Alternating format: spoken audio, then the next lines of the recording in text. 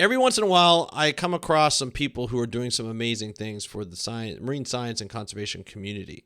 And today is one of those days. I am bringing you the founders of FINstitute, Aaliyah Banship and Luca Hoffecker, who come to me with an organization called FINstitute, which is a student organization at JCU, James Cook University in Australia.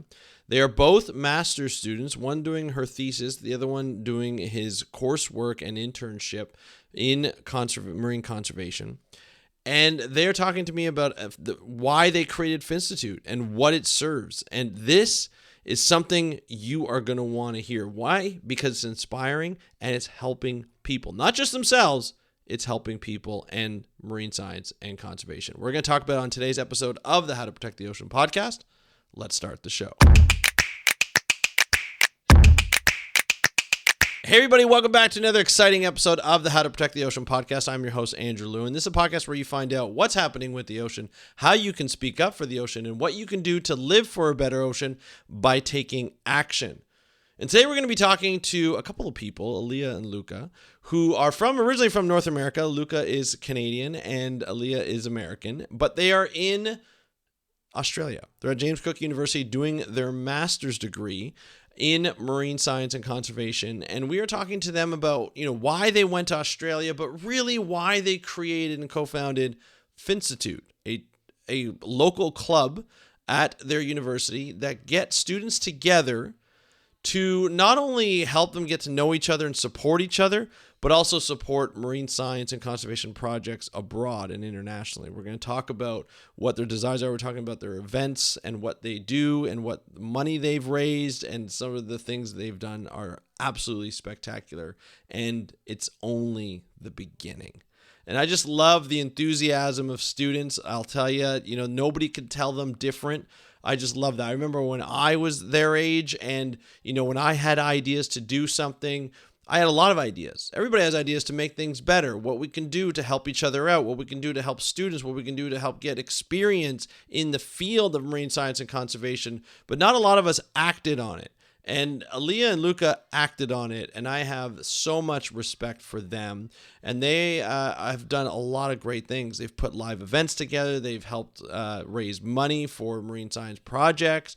They are working on their own degrees. They're doing a lot of different things in and around Australia, and it's just fantastic. And I want to thank Jalen Myers, who was on the podcast earlier this year, who's a PhD student at JCU, who introduced us and said, hey, Andrew, you have to have Aaliyah and Luca on your podcast. And I am so glad she did. So without further ado, here is Aaliyah and Luca talking about FINstitute. Enjoy, and I'll talk to you after. Hey, Aaliyah. Hey, Luca. Welcome to the How to Protect the Ocean podcast. Are you ready to talk about the FINstitute? We're so stoked. I love this. I am super excited. We're going to be talking about something that's fairly new in your world and just to the world itself of marine science and conservation, the FINstitute. We're going to find out what it's all about, why it's so important, why I love it so much. I can't wait. And just to let everybody know how we all got connected, Jalen Myers connected us. She was like, she DM'd me on Instagram and she's like, Andrew, you have to have these two on. They love being on the show. They love listening to the show, but they also are doing something terrific. I want to kind of talk. I want you to talk to them. I want you to get it out there. And as soon as you guys have been showing me your videos and I've been following you online. I'm like, oh, I'm excited for this. And this is what it's all about. This is what marine conservation is all about, is what you two are doing with other students, not only just at your university, but hopefully, around the world eventually. So we're going to spread it around and hopefully people are going to love it. So I can't wait. But before we get to starting, why don't we just introduce who you are and what you do. We'll start with Aaliyah. Oh, wow. Well, thank you so much for having us, Andrew. This is literally this is crazy. This feels like a very full circle moment. And thank you so much, Jalen, for connecting us. Yes. I'll just pop in here. My name is Aaliyah. I am the co-founder of the FINstitute here at James Cook University. I'm from New York City originally, but went to school in New Orleans. I actually studied psychology, and now I'm doing my master's by research, looking at the feeding ecology and nutritional condition of juvenile giant shovelnose rays at Lucinda, which is this beautiful intertidal sand flat. And that's the short and long of that. I'm also an underwater photographer, scuba instructor, and general water woman. I just like being in the water. That's really what it comes down to. Hey, you can't. I can't knock you for that. Everybody, like, who doesn't like to be underwater? I mean, I know Right. people don't like to swim, but I love it too. We're in good company here. I feel like I'd be in the wrong field if I didn't like being in the Yeah, water. exactly. It's like you're a desert biologist. Like, wait, that doesn't make sense. Whoops. Yeah. All right, Luca, how about yourself? Yeah, my name is Luca. I'm from Vancouver, British Columbia, Canada, and I'm the other co-founder of the FINstitute. I'm also a marine biology student doing my master's here at JCU. I'm doing the professional stream, which means that I'm currently doing an internship running the Rummer Lab on campus, which focuses on physiology of epaulet sharks. That's kind of my work here at epaulet sharks are cool too. Yeah, that's amazing. So you both are in very different programs in terms of like the content of it. You know, Aaliyah, you're doing a research-based focus. Luca, you mentioned you're doing, course-based with an internship focus. Very different. I think when we think of masters or even PhDs, we think of research thesis, right? That's in the defense and all that. But then there are more and more programs now, and there always have been, but even more now that go the professional sort of route where it's like course based and then an internship. Let's start, Luca. We'll start with you because it's a different program that we don't hear about a lot. Can you just kind of just talk about why you chose that route instead of the thesis? Because you guys had a choice, right? Yeah, exactly. Yeah. So we could choose to either do like the research route or like the professional route. For me, I did a bunch of research in my undergrad, and as much as I enjoyed it, I knew that it wasn't something that I really wanted to do in the future. Right. So for me, that's why I chose the professional stream, because I knew that I wanted to get more into like full on like hands-on work, especially like in the field and kind of like managing and running more organizational stuff rather than just doing the actual research. To me, that was never really the route that I wanted to go down. So I like that. I like that decision. There are a lot of people who take the research route, don't love it, but think that's the only route that they can take. And then when they get into sort of when they graduate, they're kind of stuck and they're just like, well, I don't want to go back to academia. I don't want to be a professor. I'd rather just work, for a nonprofit or work for a lab or what have you. So I know you're still in the program. You've got about a year left, or is it less? I think it's less than a year. Even less. Yeah. So I guess now's the time to put you on the spot. And what's the plans for after? Are you going to try and stay in Australia? Like we're putting you in the hot seat right off the bat here. I mean, that's really the golden question right now is do we stay or do we go home? The longer, or for me at least, the longer that I'm staying, the less I want to leave. So the plan right now is after graduation to stay for at least an extra 6 months and continue working with the Rummer Lab, doing the management of that. And then, after that, probably head back to Vancouver and try and find some work with the Department of Fisheries and Oceans back there. But yeah, for the time being, definitely hanging out in Australia, continuing the work here. Especially with the FINstitute. And I'll have to admit, like as a Canadian marine biologist, the dream is to go to Australia, right? Like that's where you go. It's like a religious event, I think, even probably for the US as well, right? North America, South America, Australia is the place to go as a marine biologist. But selfishly, as a Canadian, I'm glad you plan on coming back because we need all the marine biologists as possible. And so I'm happy that you'll come back and DFO is great. There's a lot of great organizations, great universities and whatnot. So I'm secretly happy that you're planning on coming back, but also envious of where you are. And I'm glad that you're both able to have that experience. So that's always great. Now, Aaliyah, you decided to do the research thesis route. What was your thinking around that? Yeah, so honestly, I never thought I would be in research. Let me just preface it with that. This was completely out of left field. So happy I did it. But I kind of had like the opposite experience for my undergrad that Luca had. Like I had no exposure to research. I didn't even really know what it looked like. But I did have a lot of hands-on like opportunities that I just would do every summer. So like one summer I worked on a like what was it called? I don't know, some flagship like year-long program in Belize, just doing lionfish removal. So I did that for a full month, which was really cool. I volunteered at the aquarium at the Audubon Aquarium of the Americas for a bit. It's a nice aquarium. It was so good. I miss my and then I got to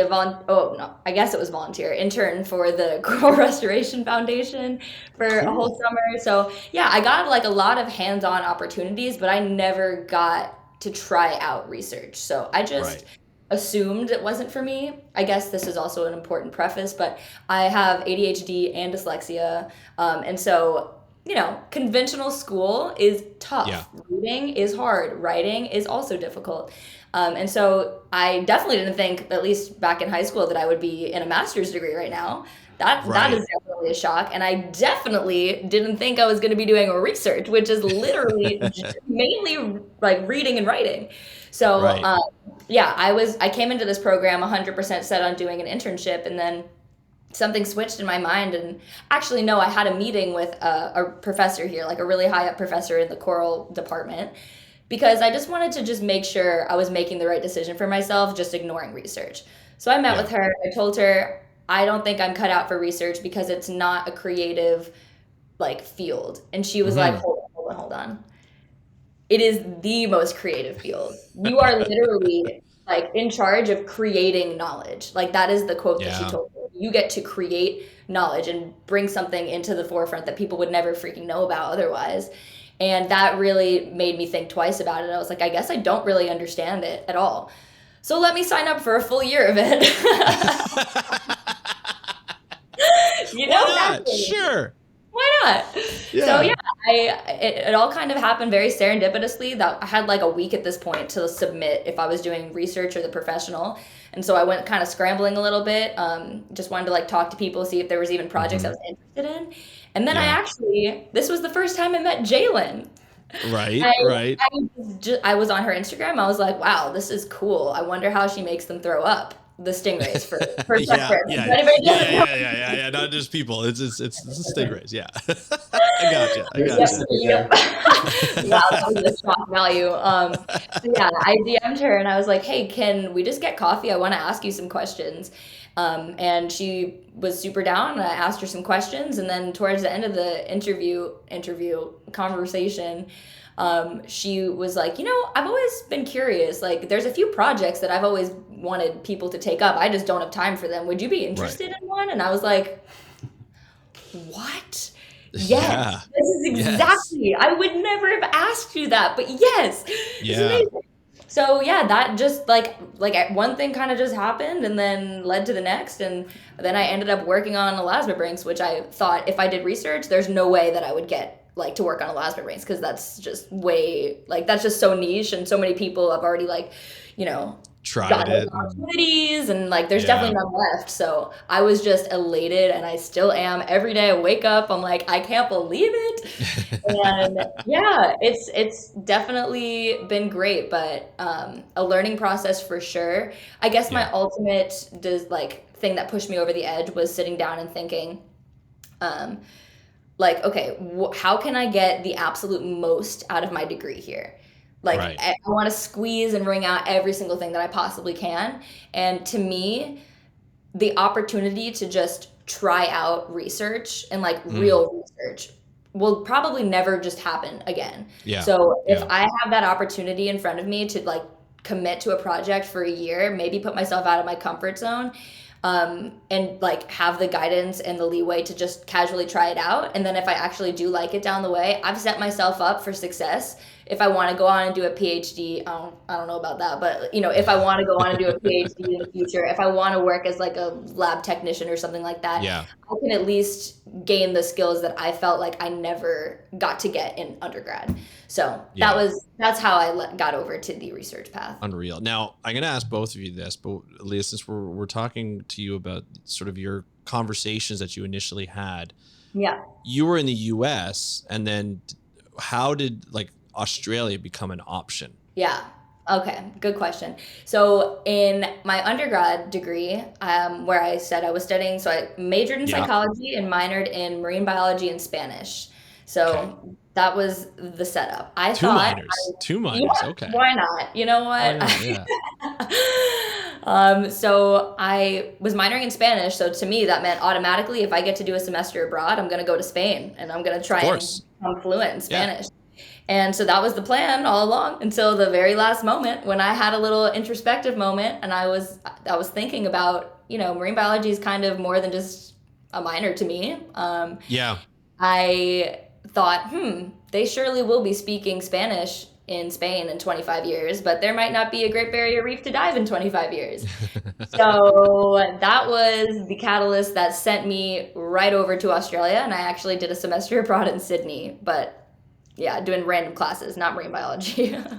That's amazing. So you had the taste of it beforehand. Oh So yeah. knowing And like what it was like. exactly. Like as soon as I left, I was trying to reconfigure my life plan, like as if I had one.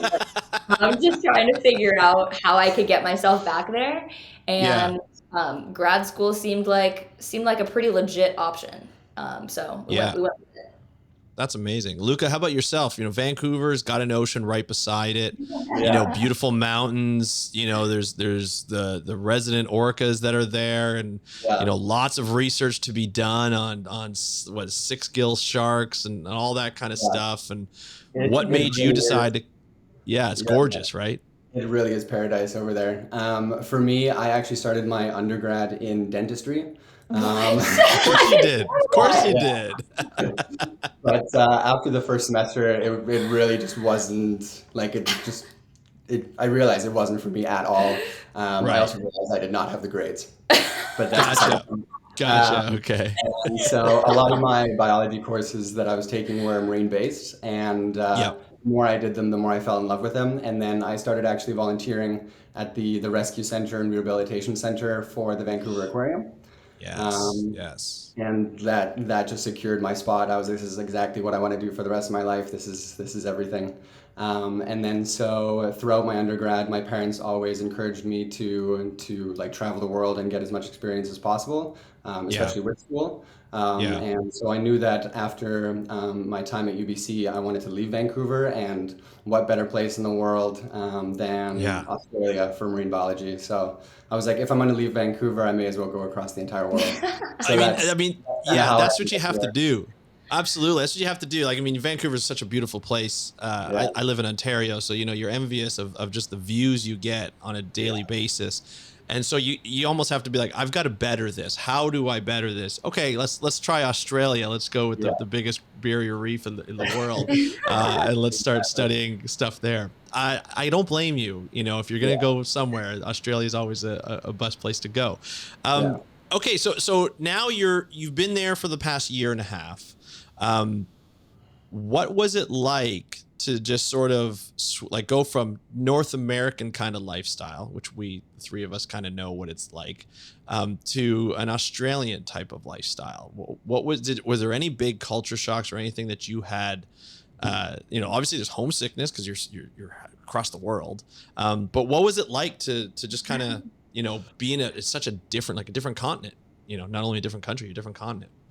I mean, it definitely is very, I would say, in my opinion, it is definitely very different. Yeah. I feel like Australia is far more laid back than Vancouver ever was. Really? Um, That's interesting because Yeah. Vancouver's laid back. yeah, no, 100%. But I've honestly been really enjoying it. Yeah. The university here as well, James Cook University, is also, the master's program is a little bit different than obviously the undergrad program Yeah. at UBC. So it all felt a lot more personable here, which was really nice. You really got to know your professors more. And so, yeah, just the culture of Australia around that was just fantastic to experience. Gotcha. So yeah, I've really enjoyed the last few years here, and I mean Yeah. the weather, the fact that it's not raining 8 out of the 12 months a year is definitely a bonus as well. So It's not bad. It's not yeah, bad. Yeah. exactly. The How about trade-off, of you? course, is Yeah, the exactly. deadly animals everywhere. That was my next question. Like, you get there and I've met Australians before. I've never had the pleasure of going there. But people are super nice. That's all I've heard. Like it's very, not to toot Canadians' horns, but it's very Canadian-esque in terms of like how people are to everybody. Which is kind of nice. But you've got like some deadly animals. You make a mistake or a wrong turn. And especially Aaliyah, you and Jalen are out in oh yeah, by the water, by the coast, by rivers. Like it can, like I remember having Jalen on talking about the water snake, the sea snake. That were you there when you guys caught that? Or I was there when she didn't mention this on the podcast, which I'm surprised. Maybe it was after. There was a freaking hammerhead that charged her. Really? There you go. Yes. She probably took it down, knowing her. She's probably like, I got this. She was so ready. She was there with a dip net ready. I'm like, what are you doing with a dip net, Jalen? She is like, oh, I love it. No one messes with Jalen in the field. Not even a hammerhead shark. Yeah, that was crazy. Yeah. I never heard of that. That's so funny. Yeah, we thought it was a croc because it was coming so fast, and there was zero visibility, and we were like in a little bit deep-ish water, not deep. And so deep enough. Yep, deep enough to question if you're gonna leave this with legs. And it was very scary. But then she was like, "Oh my gosh, it was a hammerhead! You see that dorsal fin?" And we all were like. Yeah, she's all excited, like, that's awesome, look at that. I'm like, I was just watching it taken down. She's like, that's great, let's keep going. Like, continue to research. We got research to do. I love it. I love Jalen. That's so awesome. Funny. She's great. That's so cool. So for sure. Now you guys have a busy lifestyle. Like masters is no joke. It's busy. You're there for a certain amount of time. In this case, like 2 years. There's a lot to do. And it seems like, the student body is very tight, like your lab mates are tight, your fellow graduate students, you hang out, you do work together, you jump in on field days and things like that to help out and get experience and so forth. And then both of you come out with FINstitute because you're not busy enough. Tell us, So tell us how that all came about. Where did the idea come from, and then what it's all about? Yeah. So pretty much the idea of the FINstitute came from a very emotional place. So back in Florida, which is where I live when I'm not here, there's this beautiful beach where I always love to go free dive. And a lot of my friends said that they've actually seen this hammerhead appear from time to time, going back and forth. And that is something that I've always been looking forward to, trying to see one day. And then one day while I was here in Australia, I saw on my Instagram feed a infamous shark fisherman. I don't know say his name, but we all probably know who I'm talking about. There was a picture of him holding this hammerhead right at that jetty, where I had always swam like my entire childhood pretty much. And although of course we can't know if that's the same shark, just the symbolism of him in our backyard, holding something that should not be dead, has every right to be living, absolutely crushed me and my spirit. And so I needed to do something. I thought that thing that I should be doing was trying to figure out how to combat recreational shark fishermen in Florida, which is easily scarier than going to war. It is going to war, actually. And I really didn't want to do it, but I was like, for the animals' welfare, I feel like I need to. I have an obligation to. Right. And then one night, my stepdad mentioned when I was venting to him that, perhaps my frustration is blinding me. And this is exactly what they want. They want to provoke this kind of reaction out of you. They're probably 1% of the problem though. So if you want to make the most impact and save as many sharks as you can, then you got to target where they're getting slaughtered in the hundreds, thousands, the millions. And then that helped me redirect my anger, my frustration, and just kind of funnel that into, okay, how can I help? How can I help things, how can I help and make sure that they don't continue to die in huge numbers? And so I redirected my my energy over to Indonesia because that is the largest shark fishing market in the world. And that redirection wasn't one of anger, because I am not angry at the shark fishermen of Indonesia for wanting to earn a living and support their families. That's absolutely not it. But I know that if they had an alternative, I'm sure, like from some of the projects that are going on over there trying to provide alternatives, they have voiced that they would like those. And so that is kind of where that's kind of where I focus my attention, is on Indonesia, on this one program in particular, this conservation organization called Project Hue, which is an incredible initiative led by this Australian girl named Madison Stewart. She's Shark Girl Madison on Instagram. A lot of people know her by that handle. And she's just doing conservation differently. I think a lot of researchers and conservation organizations have really good intentions at heart, but they tackle the problem the wrong way. They go from the top down. Here's the science. You need to, stop doing this. And there's people from the bottom up who actually can't stop doing those things, or else they won't be able to support their families. And so Madison is living in Lombok. She's getting to understand what challenges they face, what their day-to-day looks like. Do they even want another option? And pretty much based off of finding that they do kind of want another option, she's actually been able to raise enough funds in the past few years to buy over a few shark fishing vessels and reemploy the captain and crew as as eco tour guides, pretty much. So they get a way less dangerous income, and they don't enjoy killing the sharks. That's not something they love doing. It's painful, it's hard, and it's also, from an ethical perspective, nobody likes to see animals suffer. So it's a really, really interesting bottom-up approach to conservation that I was really passionate about. And so as I saw on their website, they were looking for volunteers to help out with things like scientific grant writing, English translation, marketing, literature reviews, all these things. And I was like, okay, I want to do all those things. And then I was like, hold on. One, I can't, because I just do not have enough time to do them. And then two, I think I know an entire student body that would be interested in doing these things, that also have access to some of the best scientific resources in the world. JCU is the #1 school for marine biology in the world, #1 program. And so I was like, all right, pieces are pretty much adding up at this point. And that's when I tapped Luca in, and I was like, all right, time to start a club. Pretty much we were walking out of a class one day, and I was telling Luca all these things. Everything that happened with the dead hammerhead and all that stuff, and pretty much abruptly in the middle of the conversation, I just stopped walking and I was like, I'm gonna go start a club.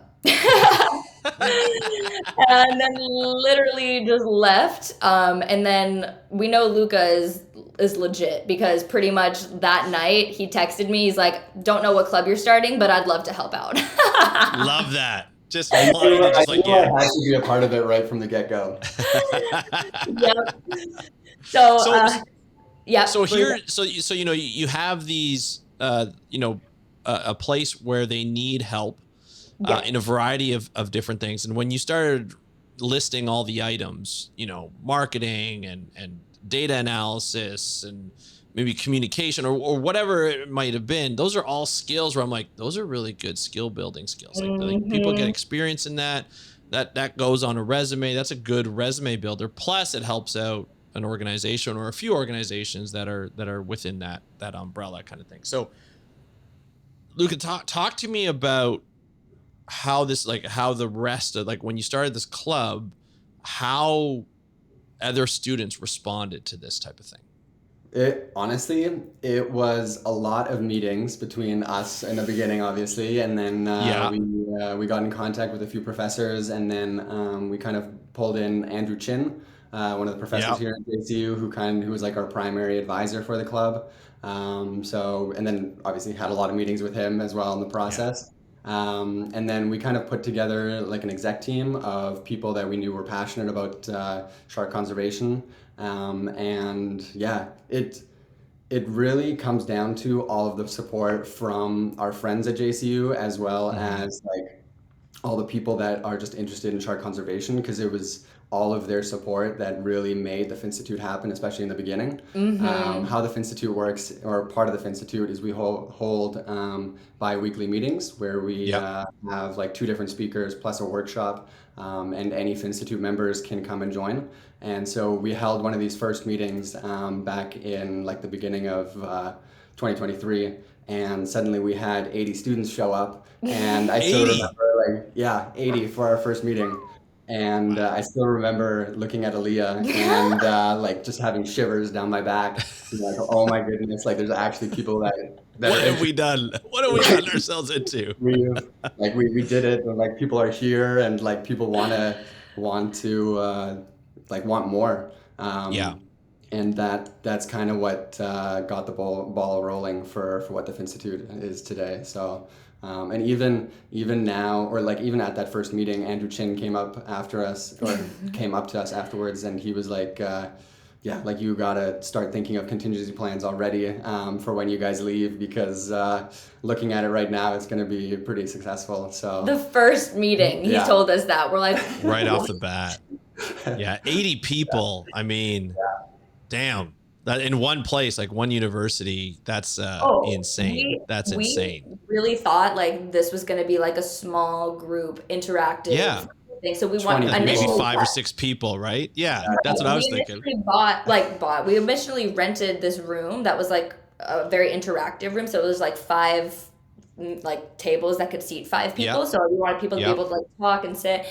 And we booked it for the entire semester because we're like, great, we'll just have it every other Monday. And then the first meeting we had, like the day before, I think we had an RSVP thing, thank God. Yeah. And they were like, there's going to be 80 people. So we immediately had to book like standing room only. Here. I know. Exactly. It was crazy. That's insane. So you had speakers and things like that to start it off and just kind of get that community going. Yeah. Did you start to reach out to the Hugh Project to just be like, hey, we've got this, this obviously enthusiastic, community here that want to help out? How did you contact them, and what was their response when you contacted them? Yeah, so that was, I'm a very impulsive person, so I pretty much looked up Project Hugh, saw they had these openings, didn't have anything else solidified at this time, and immediately emailed them. I'm like, here's a proposition. I love it. I love it. I'm confident that at a marine biology school, at least 10 people would be interested in helping sharks live, So right. I just sent it. I was like, hey, to the official Project Hugh email, which I knew wouldn't go to Madison at first, but I drafted just kind of like a mission statement, what we can offer, what we get in return, made it very cut and dry, and just sent it off. And then the next day, I'm following Madison on Instagram. I reshared one of her photos, and then she liked it. And so I was like, seems like she's online. So then I messaged her, and I was like, hey girl, sent you an email to your team. I think I can help you out. That's all I said. And she was like, I hope they send it to me. And they sent it to her. And the next day they sent it to her, and then the next day they sent me an email with her email address, and they were like, send this directly to Madison. And that's how it happened. Madison was incredibly keen and supportive of it, and we'll get into this later down the line, but we did kind of come a full circle moment and actually did get to support her and Project Hugh in a massive way last semester. But it all started from a little email and Instagram DM. An impulsive and a little bit of Instagram stalking too. Let's just be honest here. It's like, oh, she liked it. Okay, she's on. All right, bro, I've done that too. Like, we've all been there. I'm like, oh, they liked it. Okay, they're on. And and sometimes it has Facebook tracks people, man. They're like, oh, they're online, or it was 7 minutes since they've been online. I'm like, oh, all right, perfect. Yeah, exactly. Yeah, I totally get that. That's amazing. It's sometimes, I love sort of the enthusiasm of students too, right? Because I'll tell you this: as you grow, as you get into, and you meet more and more people, and you meet the people who've been in the business for 20 years, 30 years, 40 years, they start to just be like, yeah, that's a good idea, but probably won't work out. And then you got students who are like, yeah, no problem, boom. It's working. Yep. I've got it. Don't worry, I've got it. She's around our age. She's exactly. like, so I think we all share that kind of passion, inhibited nature that just, makes us want to just send it and see what happens. So that's like a huge reason that we started the FINstitute, is because like at this stage, we Sorry, I don't know why this happens. I've been trying to figure it out. It's either a thumbs up or a thumbs down, and then my camera freezes, and then sometimes it's like I just did an interview before this, and it was we were talking about something, and like a big thing happened, and then all of a sudden I had fireworks going off in the background. I don't know why it does this. Is it like this? No, but it's not Riverside. I think it's my camera, and there you go. Yeah. So peace signs or parties, thumbs up is that, thumbs down, and then I think if I do this, it's like I don't know. Yeah. I don't know how to turn it off. I really don't. It's and it shows up like on the recording, and I'm just like, this is weird. No. So so I'm like, I have to hide it with like a picture. I'm like, okay, I'll just put a picture in there. You're like, It'll just figure it out. Yeah, it's so weird, especially if you're talking about something serious or something happy, and then all of a sudden like a thumbs down goes. I'm like, no, I like the idea. I really do. I do like it. So yeah, unfortunately, this is just me not understanding the technology. Yeah. My students are great. Yeah, students are great. Oh, it's so bad. It's like inner thoughts. No, it's not my inner thoughts. I promise you that. It's like coming from my ears. Like, it's so funny. Anyway, so I mean, you were able to participate in this project like right off the bat, which usually sometimes that takes like. It's always interesting. I remember when I was younger, I reached out to a bunch of people, like, hey, I would love to do like statistical analysis for you or anything like that. And I got a lot of people who are like, I don't know if I trust, that means I have to, manage you, and I have to look after you, and I have to make sure you're happy and go through the data and make sure you're doing it properly. And I got some responses, but not a lot. I feel like a lot of people were like that. How did you sort of present it where it's like, I guess it must have been a little bit of Madison just being like fully believing in it and be like, yes, this is great. Let's get that help. How did you make sure that, why don't you just talk about the project and then how everybody kind of helped out, and then we can talk about how it all got managed and everything. Yeah. So just like from that first email, she was like, I love this idea. We can definitely do something here. At the moment, I don't have anything like super sciencey that we need from you guys. But the next semester, Pop came around and she was like, I don't know if this is too much to ask, but we could really use another shark tag. And I was like, okay. How much is a shark tag? 6,000 Australian dollars. Okay. That's not a problem. Let me just take it out of my back pocket as a student. Yeah, one second, it's transferred. Yeah, so I was like, okay, that seemed like a pretty direct impact to shark conservation, considering at the moment when she had sent that email, there had only been, I think, 2 or 3 sharks ever tagged in the waters around Lombok, the shark fishing village. Mm-hmm. And they were tagged by her team. So I was like, wow, if we could get another tagged shark out there, that seems like a monumental help for conservation. Yeah. So she wasn't really losing anything by trusting in us, but I think when she sent that email, it was more like I know this is a long shot, but yeah, if you want to, you can do it. If you want to do something, here you go. And Luca and I were like, that'll do. So, well, that's challenge accepted. No problem. Yeah. So how did you guys go about getting $6,000? We just stole it. Yeah. What we ended up like hosting a huge fundraiser, selling tickets. It was like a kind of like a cocktail party.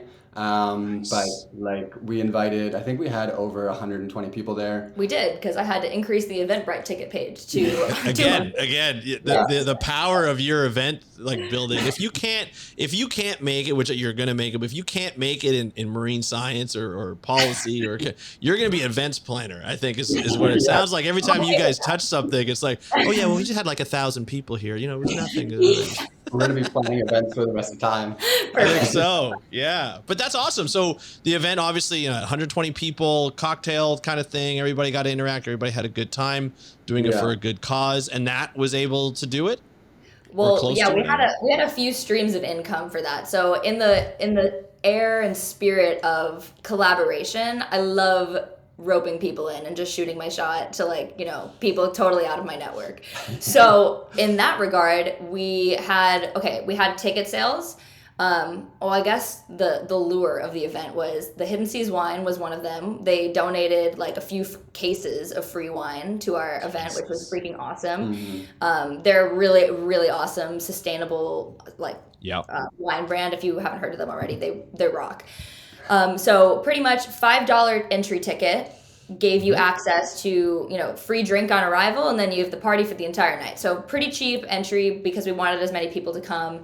Then we also had an underwater photography contest that was judged by myself, and then the person out of my network, the two people I'm talking about, was Brooke Pike, who is an incredible underwater photographer from Western Australia, and then Jake Wilson, who is also an incredible underwater photographer. Like pretty big names. Two of my favorite, really, and I can't believe they responded to my DMs and they were like, "Yeah, sure, I'll grade those." So pretty much with them three as the judges, plus me, I guess. Which was just unnecessary. But I was like, you got to put yourself in there. Yeah, for sure. Absolutely. You deserve it. Yeah, why not? We had a bunch of people who submitted photos for $10 for the chance to win a GoPro Hero 10. Yeah. To help further their photography. So a lot of people entered some incredible pictures in the hopes to win that. And then we also had this massive raffle, which included carbon fiber diver fin blades, Canon camera, like an event hoodie, which we also sold for $65. That was like for this event, which a lot of people ended up buying. And then a trip to the Museum of Underwater Art, which scuba trip, obviously, is underwater. And a bunch of other things. There was a bunch of other things. So you would just enter the raffle, and we just randomly would choose a number and choose a prize, and that's what you got. It was absolutely insane. So we passed our goal during the night of $4,000 US, which is crazy because like Luca and I had been planning from the get-go to find a donation matcher, because we're like, we could definitely raise 2,000. Like we can definitely hit 2,000. Right. But if we just find a donation matcher, then we'll hit our goal and we'll be good. But literally halfway through the party, Luca came up to me and he's like, "Oh, or was it Reed?" Well, I just asked halfway through the night, and I was like, we should probably check at some point, because we also had a GoFundMe that we just sent out to like all of our friends, to all these different organizations. Hey, we have this event. If you want to donate, please do. And we were like, we should probably maybe check how the GoFundMe is doing, like see how like the ticket sales and everything's going. So we got our treasurer Reed to look through it, and at that point we had hit the $4,000 US mark. It was which was an insane moment. Like Aaliyah wanted to have it be a surprise for all of the exec members, and then take a photo and like announce it right before we took the photo. But I didn't know that, and I was too excited, so I just went around telling all the exec members. So by the time we took the photo, everyone already knew. Oh, great. It was still such an amazing. Oh, I'm sure everybody was super happy too, right? Oh my God. Insane. Like happy tears the whole night. And like, it's great that we got the tag. That's really like the main thing. That was the thing. It was a great party also. Like the energy was so amazing, and like I'm so surprised by how many people came and showed up. It was just like such a great night of just supporting shark research and having fun doing it, and 100% student led. Like we as students raised $6,000 in the course of a month for this, and was able to get her the shark tag. So we're stoked. And it was like the first event that you've really done, right? Like, have you done an event like this or a party like that, or do you have experience? I feel like based on that answer. We actually had, so this event, it was called From Me to Hiu, because Hiu is the Indonesian word for shark, and that's why it's called Project Hiu. That was in like the end of October 14th, last year. And so earlier that year, we actually had a first of a kind event as well called Reimagining Jaws, which was actually from your lab. You should probably explain this one. I feel like Yeah, so within our lab, every few months we go out and we collect some epaulet sharks, which are then used for research, obviously with permits through GRUMPA, Yep. which is the Great Barrier Reef Marine Park Authority, Yep. ethically and with permits and all of that. But we Right. go and collect the sharks, which are then used for research for 6 months, and then once that research is done, they get released again. So Gotcha. we kind of had or I don't even know how the idea came to be. I think Jody actually came up with it. Jody? Her and Aaron, so Jody Rummer, the head of the lab, and then Aaron Right. Hassanai, who's the PhD student, who's these sharks belong to temporarily. Yeah. They like Jody had come up to us and said, "Okay, we're gonna have to release like 5 sharks out into the wild. It's not that far from campus. Do you think some people would want to like come watch that?" And immediately, that event planning backup Yeah. career in our head was just like, let's get on that. Yes, we can. So we turned it into this incredible, like, obviously one of a kind, like shark release. They do like turtle Yeah. releases. Yeah. Yeah, we did a shark release, but also turned it into this really cool like networking opportunity. So we partnered with people like the Save Our Seas Foundation, obviously James Cook University, the Oceanian Constrictian Society, Reef Ecologic, and Physio Shark and the Rummer Lab. Pretty much like anything that's like shark or reef focused that was based here in Australia in some capacity. We invited them to set up a booth on the beach in a really non-intimidating way. So that people can just know what's out there, So students would come over, they would be able to talk to the people in charge, learn about different opportunities, what they do. And then we also had a separate booth for student researchers who are working on sharks in some capacity that we know of at this point. Yeah. From James Cook University, because that's another huge part of the FINstitute is being able to elevate those students and elevate those research projects. So it's not just like, oh, let me know when you like submit your PhD thesis. Like then that's Right. going to be important. Like no, what you're doing now is important, and you should be able to have Absolutely. opportunities to showcase that. Yep. So we had Jalen over there. She brought her bilge pump and she brought a plush stingray. Just did her whole thing with the drone. We had someone who was working on citizen science of blue spotted stingrays, doing some stuff there. It was just a really, really lovely day outside on the beach in the sun in nature, celebrating this milestone for Aaron, who got to successfully release sharks that he's been like keeping alive for the past months, and then also give these students all these opportunities to just check out opportunities, talk to students, and have a great time. So yeah, it was Great event again. Yeah. It was pretty epic. It was a great event, not only to get like students involved in something like that, to be able to see that, but then there was also like the general public was also there. There was just people like hanging out on the beach, and there was people camping nearby, and we just invited everyone on the beach, and we were like, hey, we're doing this event, please come by. And it was like really great to kind of try and bridge that gap as well between the public and science, to kind of like inform the public more about shark science as well. So overall, it was like a hugely successful event. Yeah, there was over 100 people there too, which we were not. We were like, where are these people coming from? You're probably like, I didn't even know we had this many people at the university. This is insane. I bet Luca probably I love knew. it. I love it. No, I honestly I had no idea that there was because- going to be that many. Is he frozen? There he is. No, you're because good. Luca actually, like, part of the thing too is that Balgal Beach, where we released them, is a 40-minute drive away. Most students don't have a car. So that was like a really big roadblock in being able to like carry this event out. And this is when Luca comes in, because he's a freaking genius and he can use Excel and plan things like no other. He literally organized carpooling for what, 100 people? I think it was like 85 people. Yeah, he to literally get everybody organized over. strangers, like people that we've never met before, have offered their car and then like brought random people, and they got to mingle in the car there. So of course.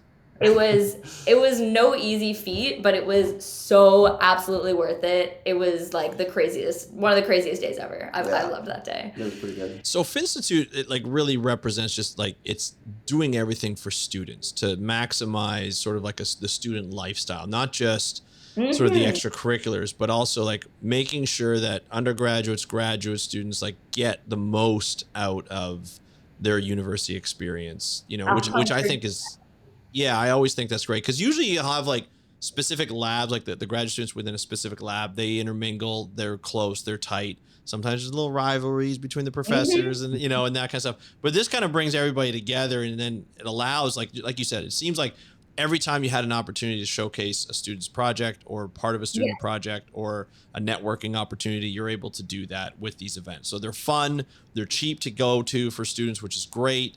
And then they're able to sort of meet some of the professors that they may not have met before, have some really great discussions. It's in a laid back environment.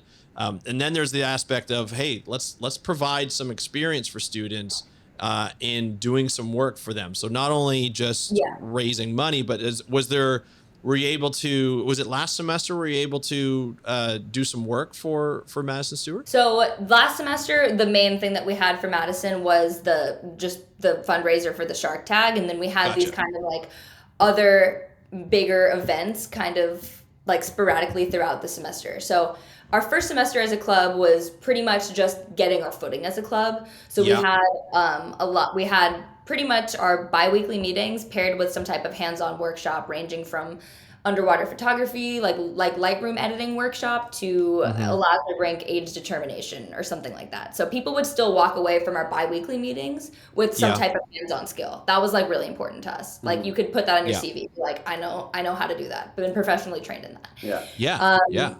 And so that's kind of what we focused on that first semester, on our way to our ultimate goal of being this like scientific student-led research consortium to support different organizations. And then the next semester, which was the Reimagining Jaws and the From Me to Hugh semester, that one we actually focused a bit more on like capacity building of our club members and giving them like really unique opportunities and fun, like fun all-together experiences.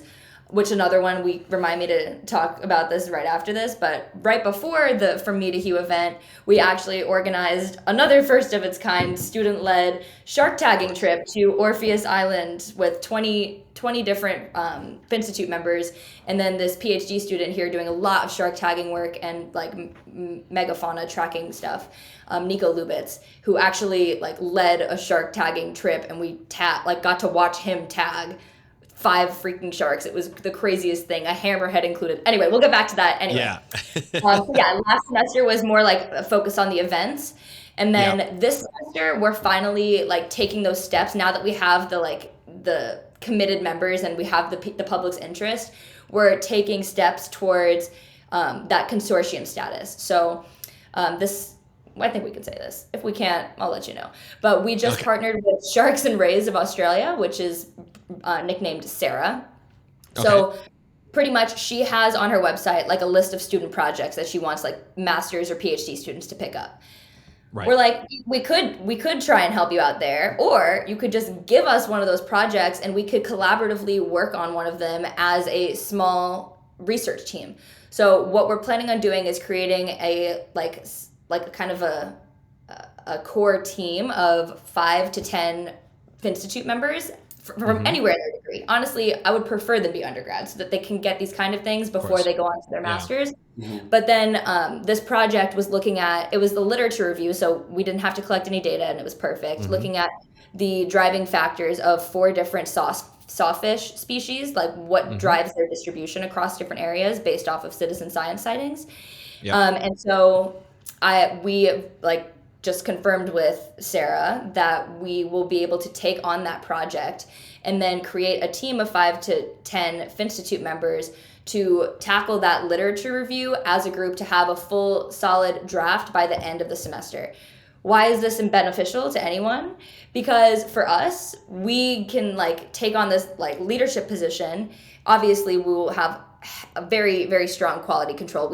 Aaron Hassanai, the Rummer Lab shark epaulet guy, he's actually our graduate student mentor. So whenever we have a position in place for when we start pumping out scientific work, because we do want it to be a learning process. So we do want people who aren't experienced to be able to get experience by doing this, but we also want to make sure that we're ensuring that we're producing and supplying quality science to our partners. So we have higher up, also students still though, PhD students that are our point of contact, the last say on drafts and stuff like that, to make sure that we're adhering to the guidelines, we're doing things correctly.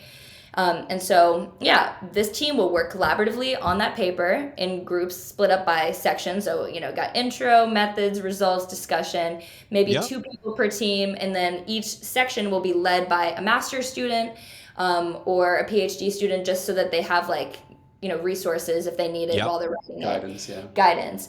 And then, at the end of the semester, that team will actually have at least a draft, and potentially a publication. Like Barb said that she would be 100% happy to, like, if it's all good and like the data's there and it looks like it's been written well, to try and go for publication. And those undergraduate students might actually leave the program with a freaking publication, and that they learned in a collaborative way with a team.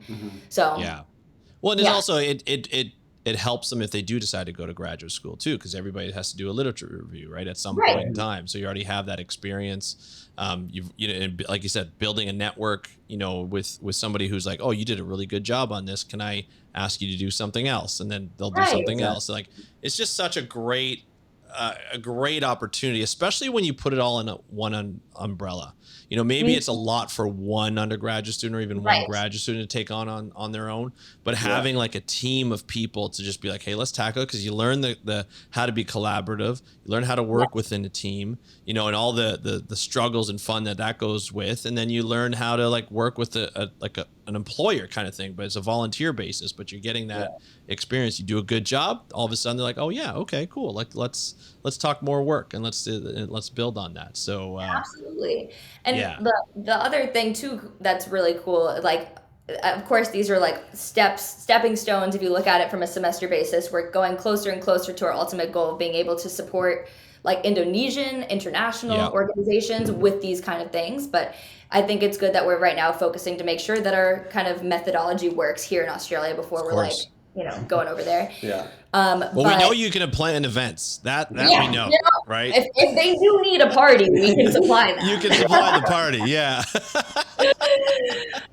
but like even here at the university, there's master's students and research, like PhD students, who have like long data sets or like a lot of pictures that they have to go through and analyze. That is just so monotonous and not exciting to them. But to an undergrad, or even to me, a mere master's student, that actually is so exciting to be able to have these kind of opportunities. So we're pairing up with different PhD students here who are coming to us being like, hey, look, I've got a lot of data that I need analyzed, and it doesn't have to be done by me. Like, do you think that you can find any volunteers from the FINstitute who would like to help out with this? And the things that they need help with are things like, creating AI masks of different shark morphologies and stuff. I'm like, are you kidding me? It's really the experience, you just really cool stuff. So we're trying to expedite these things. We can supply those, and our members get cool experiences, and you get data way faster, and then you can do more important things down the line. It's a catalyst. It's a catalyst Absolutely. for collaborative research. Yeah. Well, and you're building that FINstitute name. Every time there's a good project, and again, it's not getting held up by one person who's super busy with their own research or undergraduate program. It's by a collaboration of people, so that it gets shared, it gets done properly. People can review it. So that the PhD student or professor, or whoever, asks for volunteer help, it's great. Plus, they know their students. They can help them out with that experience. They can give them references. Like, it's just, it's so beneficial, for this to happen. One thing I want to talk about, and I think this was a FINstitute project, but there was a recent video that was released by you guys. And was that a FINstitute project? Are you talking about Raywatch? Yes, Raywatch. That was all Aaliyah and her co-partner Laura. Yeah, you saw that? I of course I did. I watched it a number of times. It was awesome. It was great. It's so good. Oh, was that like considered like a FINstitute or more of like a personal project? It started as a personal. This is 100% how it started. I wanted to go on Jalen's Stingray trips, but I knew if I just asked her, I'd be put all the way at the bottom of the list because she didn't know who I was. So I was like, "Can I make a documentary for you?" I love it. Yeah, that actually sounds great. Let's do that. Yeah. And so I got to go out with her for a 3-day trip, did the filming and everything. And then later down the line, after it finally was done, we realized like we should like air this, and have like a Yeah. whole FINstitute event around it. Sharks raised, Yeah. like they're all needing to be protected in the same way. Why not? So yeah, we did this really funky, fun sea pancake party, where we literally served pancakes and watched a Yes, you documentary did. That's awesome. about the OG sea pancakes. So it was so fun. I'm glad you watched it. Of course. How did it go with the event? Like, did people enjoy it? Oh, yeah. Again, we had way too many people than we expected. Of course you did. I think we've learned by now. Of course, eventually we ran out of pancakes as well. Yep. Yep. But yeah, no, it was a huge event. Everybody there absolutely loved the videos that they made. And it also inspired like a new idea now as well that we want to do next semester. I guess it's the first time that we're really talking about it, but I do remember it. Yeah. is doing like a full-on FINstitute like film festival. Film festival, like field film festival. Yeah, Exactly. I like it. To, I like it. Inspire any marine biology students to like create and then submit a video, and then I guess next semester at some point we'll show all of the videos and kind of make like a big event out of it. Maybe we'll get a red carpet as well, but but yeah, there's always something new on the horizon. And I have to admit, I especially love, I think it's right at the beginning of the video, I think it's like the first scene where Jalen's sort of like super girling it all the way. Like she's like parallel to the water with her dip net and she's ready to go. I was laughing and smiling. I'm like, this is genius. I'm a big fan of communication, like science communication. To make it entertaining, to make it fun, I think is the way to go. And it just kind of highlights a project that probably wouldn't have been highlighted in sort of the regular media or on like something like Shark Week or anything like that. And I just think it's great to be able to do that on a platform like YouTube, like you released it, and to have more and more of those out. I think that's where the future of communication is digitally, whether Absolutely. it be, on Instagram or on TikTok or on YouTube or podcasting platforms. I mean, I think, as the generations sort of like grow up with this technology and you're just so used to it that it's like, let's do that. It doesn't always have to be in 4K on National Geographic or BBC or Netflix or anything like that. It could just be like, let's get as much as possible out on the internet so that people can see it. Because I came from a time where internet wasn't even around when I was a kid. I had to go to the library and look at picture books, like, because that's all that was at my library. Yeah. No, I'm kidding. But seriously, like, I had to go and it was just like, it'd be sharks, but it was like, oh, cool, like a thing on sharks or a thing on like whales or dolphins. And it would just be pictures of like underwater, like amazing pictures. But you're like, I want information. And now, it's, with the internet and like all these tools. Yeah, like it's I get to learn about the shovel raise through your account and stuff.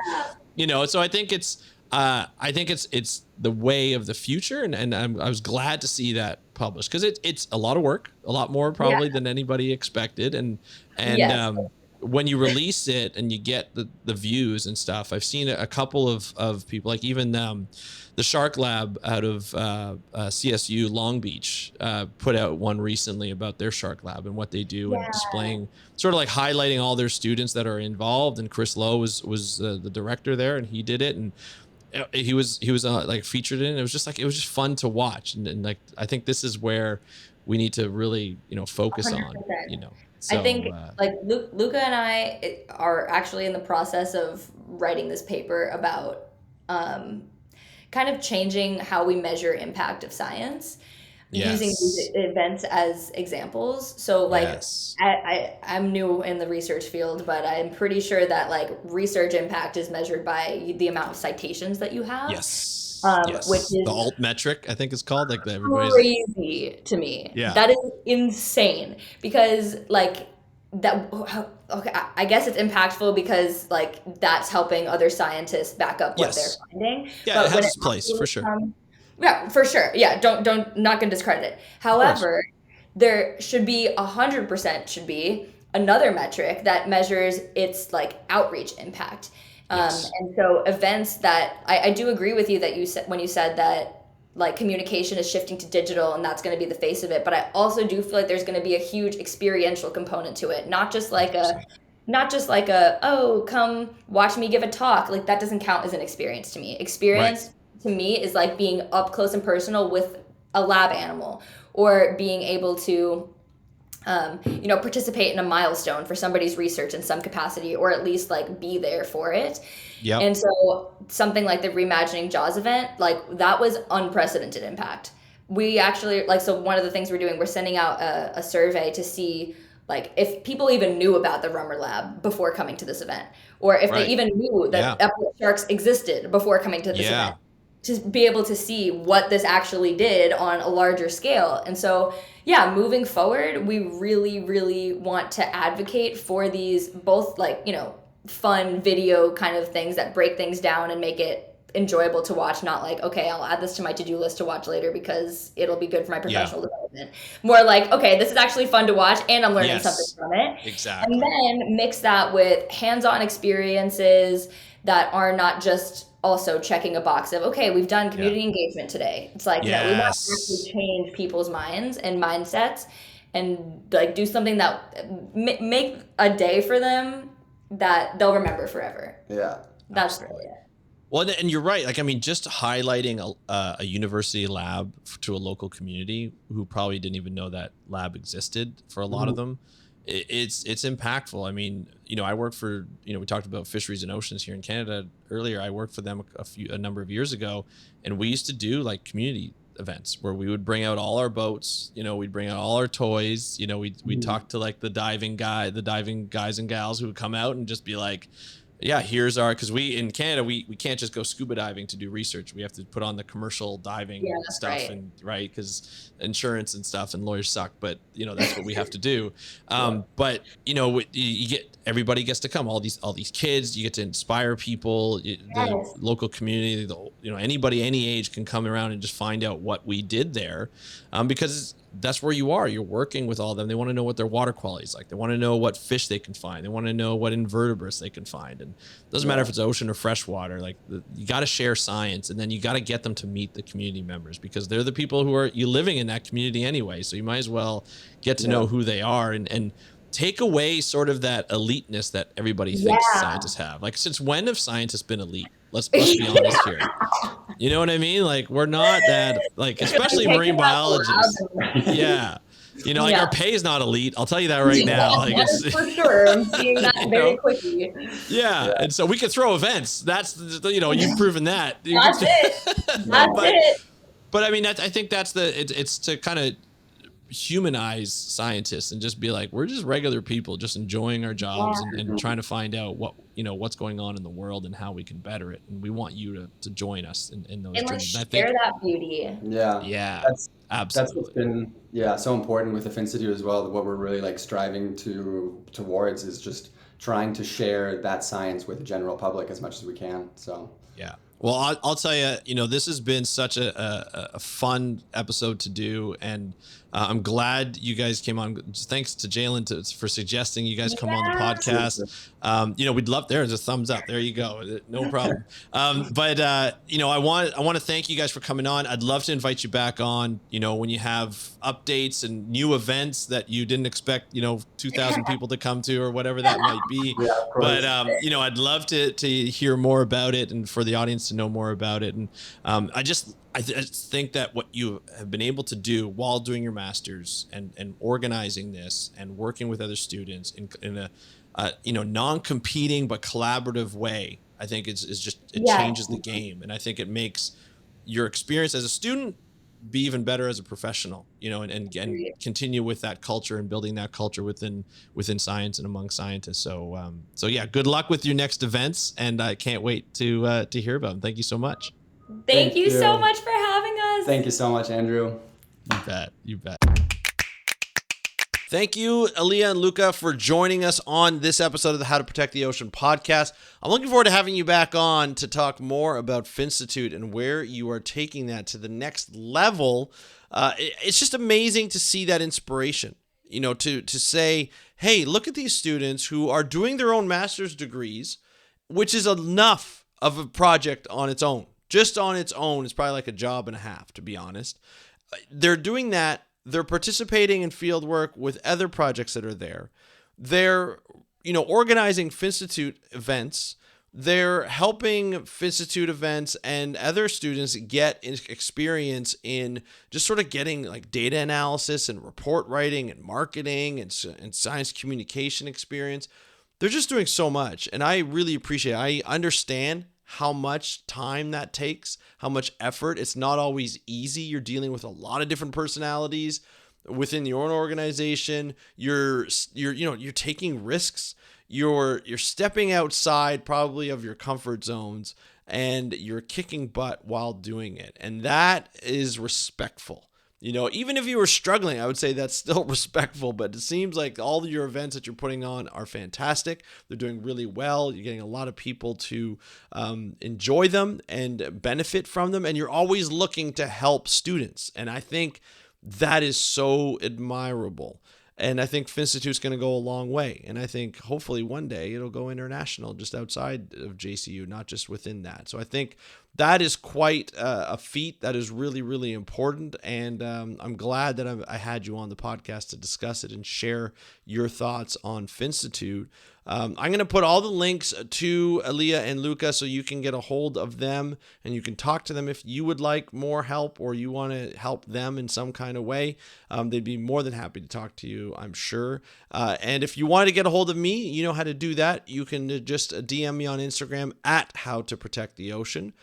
You can also get a hold of me through email, speakupforblue.com/contact. That's speakupforblue.com/contact.